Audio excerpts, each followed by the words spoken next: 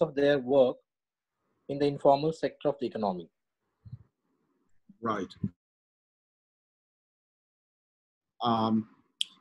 You know, the problem of the migrant workers is probably the toughest problem we face at the moment. A lot of them have ration cards, but they're with their families in the village, so their food rations are arriving there, not in the cities where they live. That's a major problem. The other problem is that, you know, they're losing their shelters, their homes. Now, my sense is that so there's no sort of magic pill over there, right? It's the disconnect. And India, as you know, has a lot of seasonal migration, right? So people in the lean season come to the city, work in construction jobs, then they go back to the villages and so on. So there's back and forth. But there are many sort of mechanisms of money flow, right? So that's again one reason why the cash transfers have really ramped up, because it's possible to send rice and wheat from the village to the worker who's stranded in Delhi or Mumbai. But people are fairly innovative in terms of, you know, sending money across, although, you know, who knows what network has been busted at the moment and what not. But at least there will be, you know, they can, if their money is put in a bank branch somewhere in the village, you know, money is much more fluid, so they can maybe withdraw it in the cities.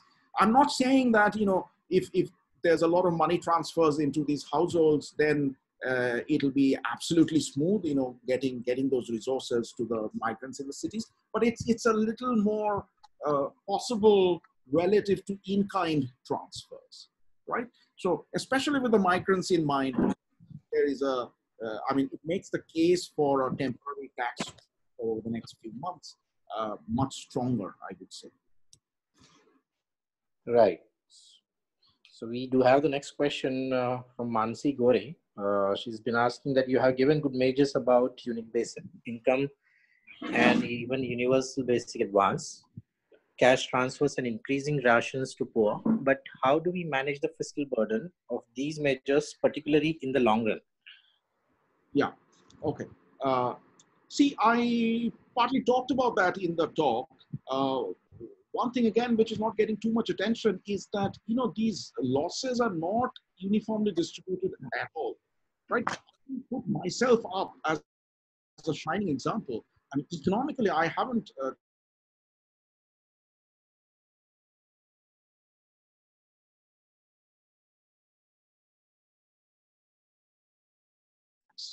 this year, right?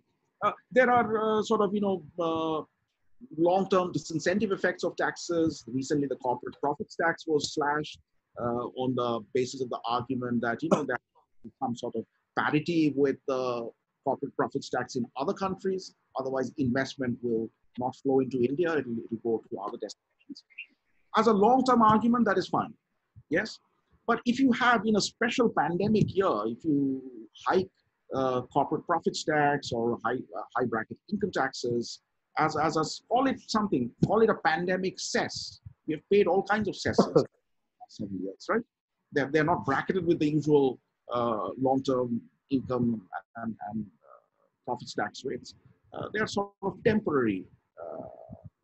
Now, what better, you know, if you have to pick one example of a special situation which calls for a temporary tax, this would be it. And in response to a temporary tax, the kind of, you know, elasticity, investment flight arguments which people make are not relevant. No company is going to go away because, you know, this year they have some extra tax. So taxation is one source of revenues which I think needs more serious attention. The other is, you know, a lot of people are talking about sort of out-of-the-box solutions like monetizing the debt. Now, I don't know. The other factor which I mentioned as far as, you know, fiscal burden and the fiscal room is there's going to be a huge glut of savings. Now, I'm not a macroeconomist, so I don't know if, you know, I mean to sort of grill my macroeconomist friends who are more specialists on these areas. But it seems to me that private investment over the next several months is going to collapse. And so there's a huge amount of savings which will pile up in the commercial banks. And I don't see why government cannot borrow or issue public debt from that source. So as Mhm. I said, 3%, 4%, 5% of GDP, partly you can recover it through taxation, one-time taxation, and partly through debt. And that doesn't seem like uh, one thing which I mentioned in my other article, that if you go back to 2008 and 9, when there was another major event, global financial crisis, and India's policy was highly expansionary. We didn't quibble about deficits there. There was a massive stimulus package in lakhs of crores rupees, and the deficit temporarily went up from 3% to 6% of GDP, right? It doubled. But the Indian recovery was fast. The next 2 years were good, and the deficit quickly came down. It could be managed back, and our debt to GDP ratio hasn't ballooned. The immediate need is to really protect, vastly strengthen our social safety nets, and 3, 4, 5% of GDP with good long-term economic management is not a disaster. Right. So you're saying that it can be managed. My personal question regarding the aspect that you talked about, special pandemic tax, and to compensate the big losers by taxing small losers. So now, India, of course, is a capital starving country. So do you see can it be seen from the perspective of capital inflows and outflows? So such an initiative of taxing for the small period, what effect it may have on the capital flow? Can we have it? Can we take it into account as well? Yes, of course. Now, see if there's a credible way for the government to convey that this is truly a temporary tax. Right? As far as FDI is concerned, as opposed to institutional investment, institutional investment evaporates overnight, right? I mean, and a lot of it has flown, and that doesn't sort of directly affect things that we care about. Um, But as far as FDI is concerned, it's sticky, right? I mean, nobody can sort of quickly wrap up their operations and move it offshore. So Yeah. a temporary tax is certainly in the short run. If you have a tax for one year, then it's not going to do a lot of flight, right? Yeah. Uh, but of course, and even for new investments, people who are planning investing in India, if they are convinced that this is just a special pandemic tax for the year, then that is not going to one thing I write in the Medium article is that sort of temporary big shocks, if you do amortize it, it comes to small amounts, right? So it's not going to be a big deal. Of course, now having said that, I should say that credibility is often a huge problem with government policy making. We had massive controversies with retrospective taxation, for example, right?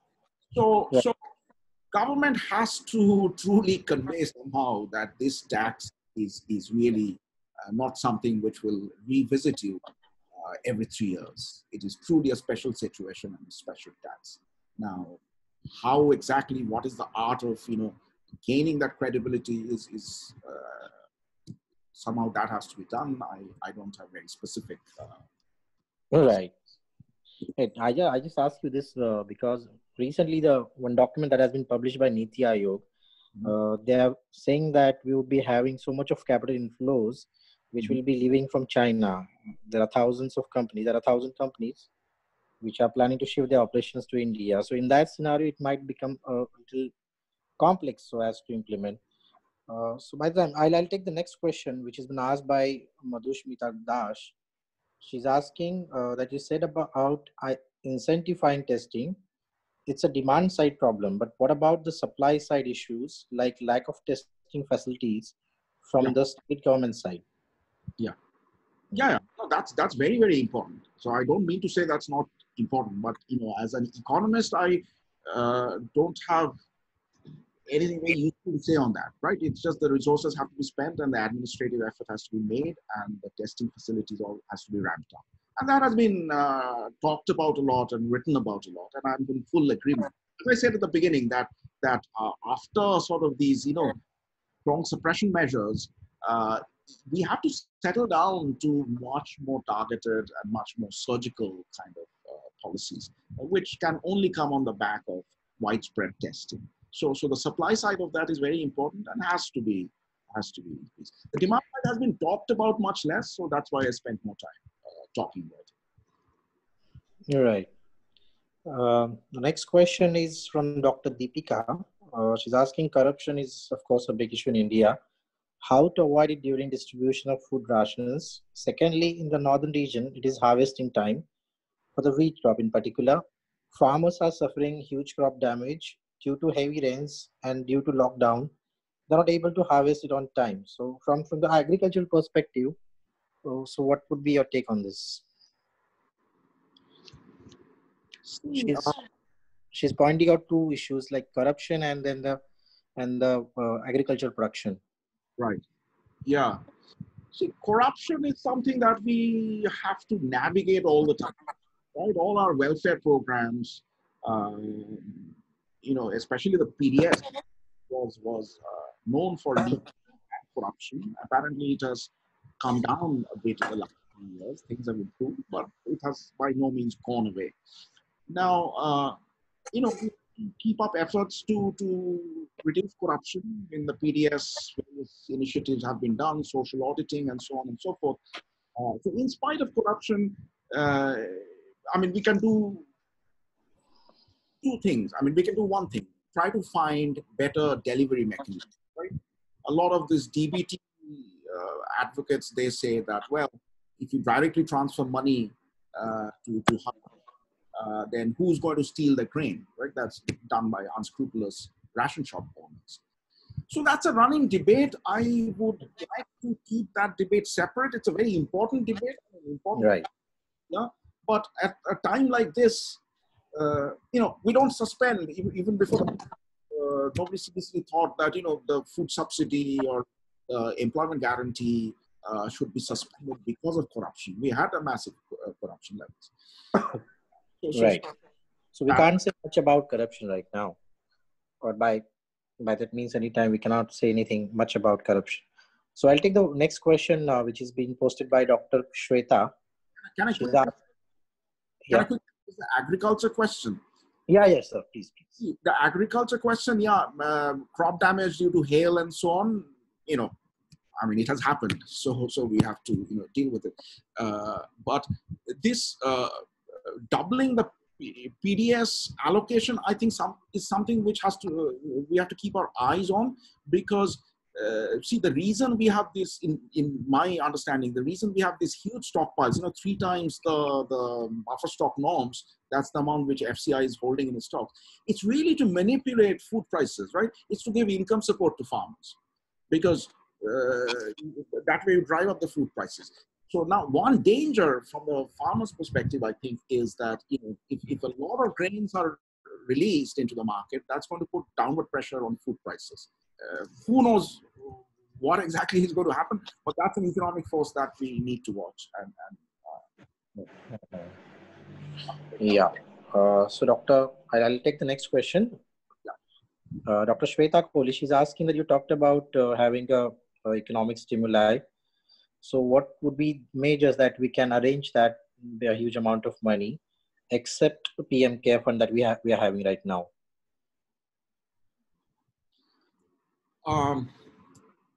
See, there are 3 different tracks, right? The PM Care Fund, as well as other NGOs who are taking money, donations. So there are lots of them, from Oxfam to others. Those are voluntary contributions. So a lot of what I have been talking about is not so much voluntary contributions. It's about sort of cash transfers given by the government, funded by a combination of taxes and borrowing. There's an old running debate. Americans insist on low taxes. They have their rate of charitable giving is much higher than Europeans. Europeans don't donate that much to charity, but they believe in this ethic that the government should create social safety nets and spend more and tax more. Um, sort of charity is fine, and all of us, especially those of us who are fortunate, should anyway keep up our efforts to support the kind of people. I ride a lot of Uber, for example, and I felt that it's at a time like this, it's my duty to help out. But a good social safety net, charity can only be a top up, I think. Now, as far as alternatives to the government's own charity sort of donations fund, PM Cares, there are plenty of alternatives. I mean,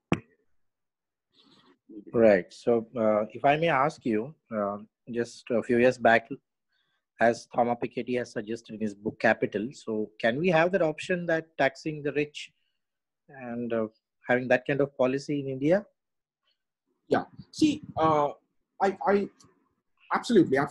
So I could go on for for another hour if you provoke me on that. Sure, sir. Keep it very brief. First of all, a reference.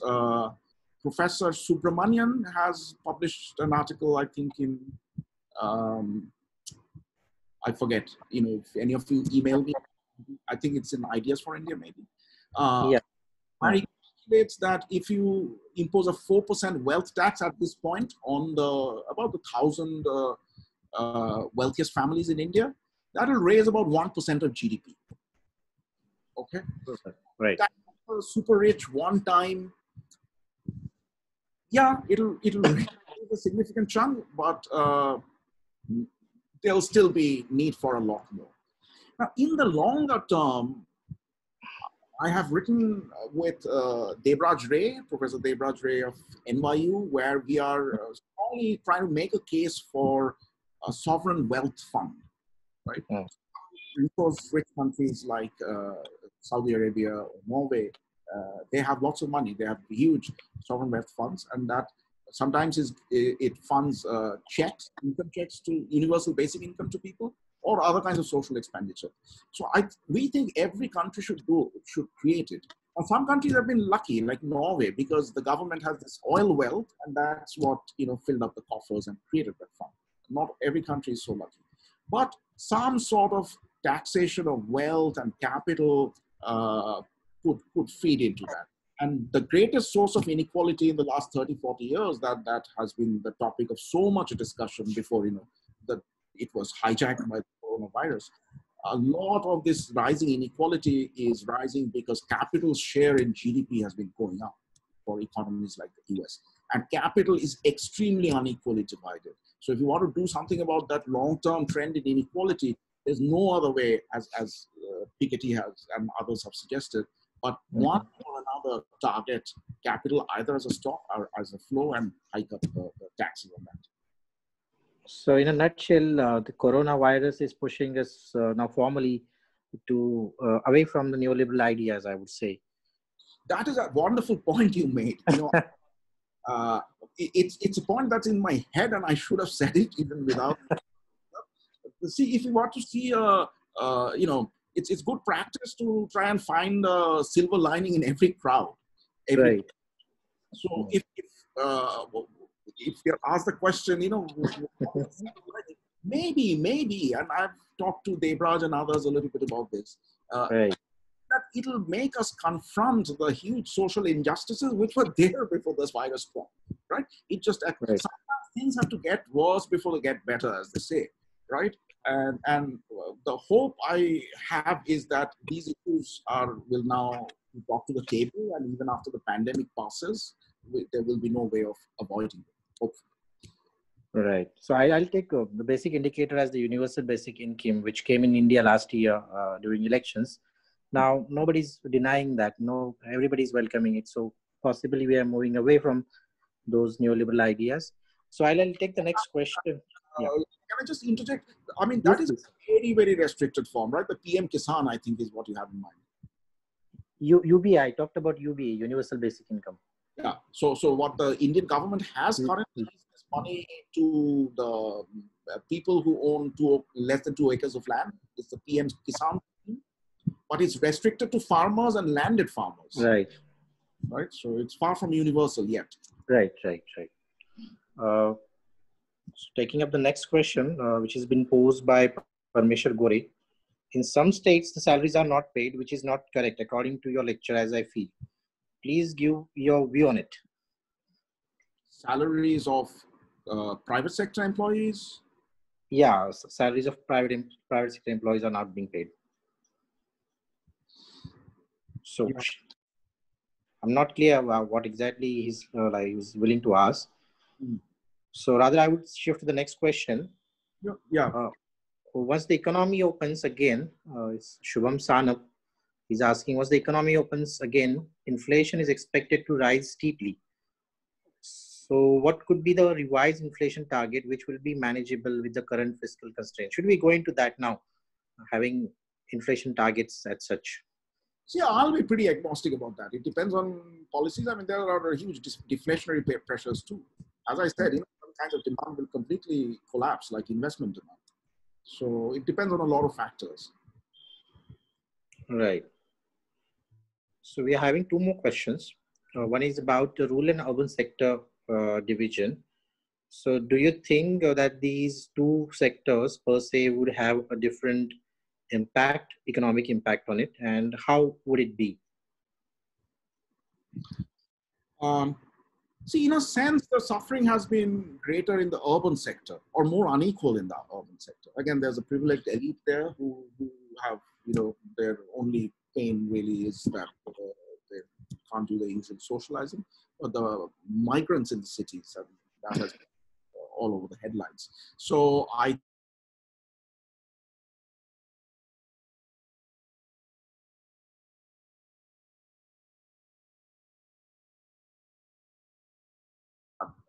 right now. Now, going forward, as things economic activity starts reviving, rural versus urban, well, it depends. There are all these MSMEs. Their health is a big concern because they don't have deep pockets. So if they go without revenues or profits, and especially pay back loans and all, there can be all kinds of bankruptcies, right? And once you have a lot of bankruptcies, the domino effects is going to really jam up the system. So that has to be prevented somehow. So again, I mean, lots of possibilities lie ahead, but there are some really very special problems for the urban and the industrial sector, which has to be tackled, and especially these small firms, these MSMEs, has to be given access to deferred payments, credit lines, and so on, to smooth out as far as possible. Right. So there's one more question that is coming up from Principal Sanhita Athavale from Pune, I guess. She's asking, which economic theory should be applied in such situations? If not Keynesian, that is what she's asking. See, right now, Keynes is irrelevant. I mean, sitting right now in the middle of a lockdown because, the Keynesian problem is that potentially we can produce much more as an economy, but somehow because of lack of demand, factories have been shut. Right now, factories are shut by law, right? And by people's fear of the virus. So you can stimulate demand as much as you wish, but that's not going to open the gates of the factories. But I think Keynes will become very, very relevant as we start going to the recovery phase, right? When restrictions are lifted. That's when. So we have to keep an eye on the Keynesian story and the theory. But right now, it's, I think, income distribution shocks, which is creating huge disparities in people's incomes in the middle of all this. I think that is which is forefront. Right. So one more question that is coming into mind. I hope I haven't missed on that while you delivering your deliberation. So you talked about quarantine allowance for people, right? So how it would work with the rich people, and can we have some alternate for that? You mean to incentivize rich people, you need to pay them much more? Right. Yeah. Yes. For the rich people, the loss anyway probably won't be a big factor. So this is true of a lot of things. For example, fines, traffic fines and penalties. They deter a lot of people from the super rich. Well, 500 rupee fine is not a big deterrence, right? But Right. very hard to design social policy where it's customized to every person's circumstance. I think something like, I don't know, at the rate paying something at the rate of, prorated, of course, at the rate of, let's say, 20,000 a month or something like that, would advise a lot of people in this country. Right. So I think we have done with the questions that we are asking, and also we have closing for the time limit that we are having. So I'll formally thank you for sparing your precious time with us and giving this wonderful deliberation. And I think it was very exhaustive. It was very helpful for all of us. From the Casper family, we are trying to have deliberations on various topics such as these. In the morning, we had a talk by Professor Swaz Parshikar on how it is going to impact on the political and social aspects. And in the coming days, we are going to have talks on environment as well as on international relations and various others. So having you, sir, was in fact great. And formally thank you again.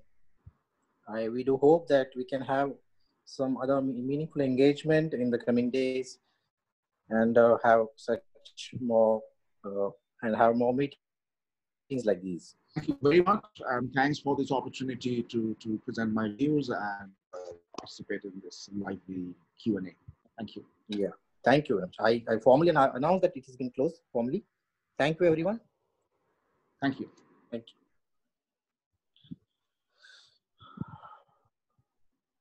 you.